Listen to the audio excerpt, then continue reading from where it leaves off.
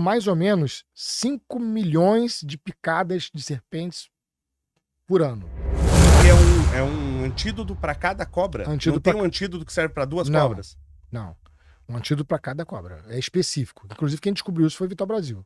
Ah, que legal. A história é muito legal. Cara, nós temos grandes gênios aqui, Léo. Temos grandes... O brasileiro é muito cachorro vira-lata, né, cara? Por exemplo, na área da herpetologia, que é a minha área, a área de serpentes, os maiores cientistas do mundo estão aqui. É uma coisa natural de se entender, porque o Butantan tá aqui. Então, você não vai ter americano bom em serpente, que lá tem meia dúzia de bicho, e aqui, pô, você tem uma quantidade avassaladora e tem a central que tá lá, a galera fazendo especialização nisso. Então, os maiores cientistas do mundo, em termos de serpente, estão aqui. A gente tem grandes coisas no Brasil que ninguém se dá conta. Ó, vou te dar um exemplo. O Captopril, que é o remédio que salva bilhões de pessoas todos os dias, ele é um medicamento feito a partir da toxina da jararaca.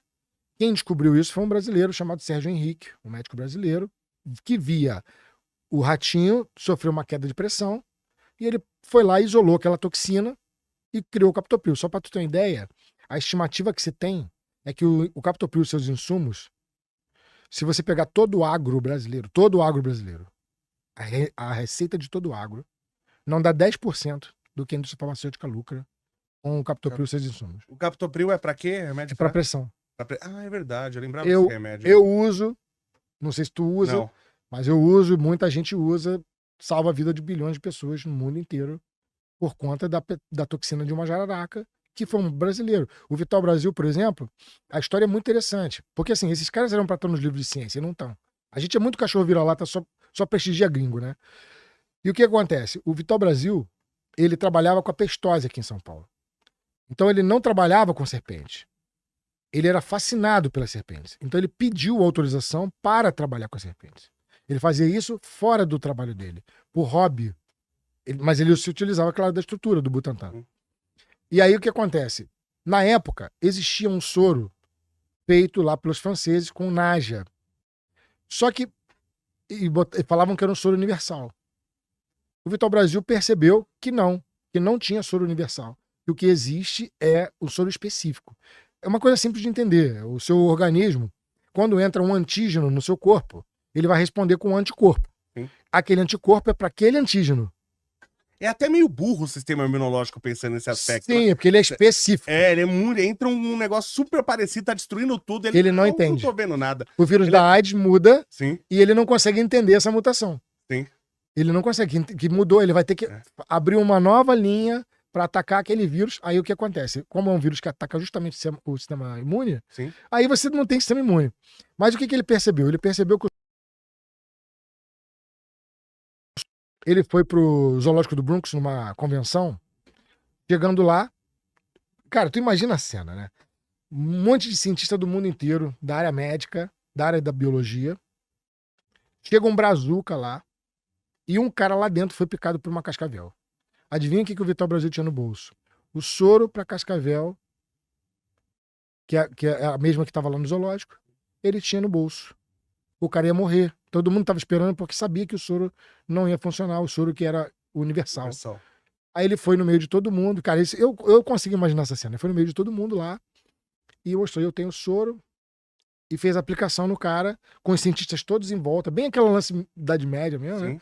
Os cientistas todos em volta, esperando ele aplicar o soro no cara, e o cara no dia seguinte tava bonzinho com o soro. Aí ele provou para o mundo, naquela época, que o soro tinha que ser específico.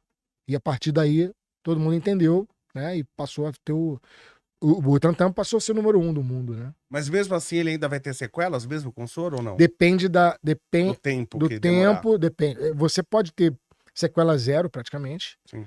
Mas você pode ter algumas sequelas drásticas. Não sei se você já viu, tem um programa, ou é no History, ou é no Discovery, que eu só assisto esses canais, que acho que um cara, se eu não me engano, da Nova Zelândia. Se eu não me engano, e as pessoas ligam pra ele, e ele vai lá buscar a cobra que a pessoa avistou. Não, não deve ser lá, porque lá não tem cobra. Então... Lá só tem cobra marinha. Eu não lembro se era na Nova Zelândia ou se era na África. Provavelmente, deve ser África. É um cara que pega a mamba negra, etc. Isso, um careca. Um careca com uma mulher. África. É África, né? África. Isso, eu não tava lembrando de onde que era.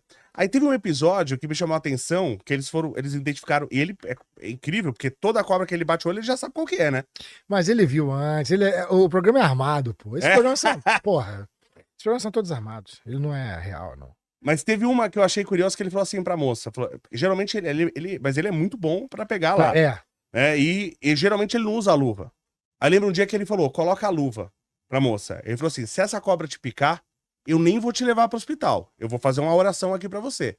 Que ele falou assim, você não vai viver meia hora. Tem isso também, tem uma cobra que não... Se você não tiver com soro na hora, você vai morrer. Cara, então... as serpentes, elas são consideradas doença tropical negligenciada.